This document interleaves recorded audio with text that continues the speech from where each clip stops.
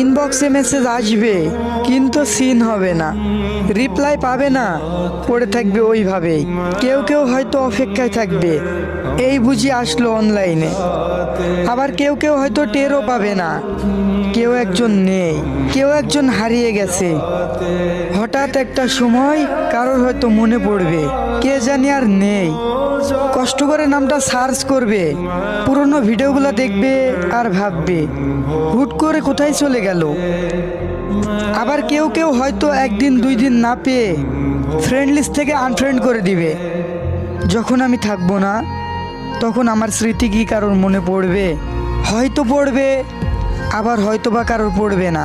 তবে হারাতে হবে, হারাতে হয়, হারিয়ে যাওয়াই নিয়ম। পার্থক্য শুধু একটাই, কেউ আয়োজন করে হারায় আর কেউ হুট করে হারায়।